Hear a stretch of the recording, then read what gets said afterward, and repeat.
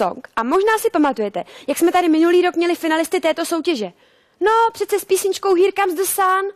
Jak tady seděli, hráli, bylo to tak krásný. Nevíte? Jejda, no tak se na to běžte nejdřív podívat a potom si budeme povídat dál, jo?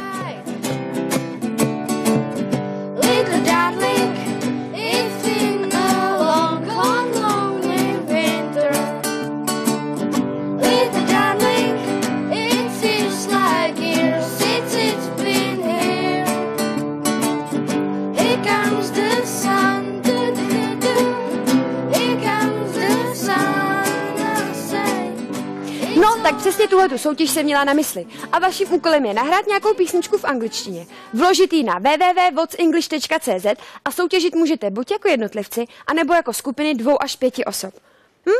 Co můžete vyhrát? No, tak jsou tam nějaký hračky, hudební nástroje, letní tábor, zábavná show se Stevem Wattsem a taky vstupenky do dinoparku. No a všechny ostatní informace už najdete na www.whatsenglish.cz.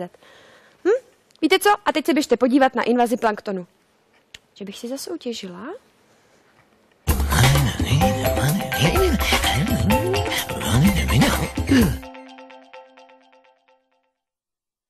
Lidské bytosti jsou mistři ve znečišťování. Jejich životní styl ničí planetu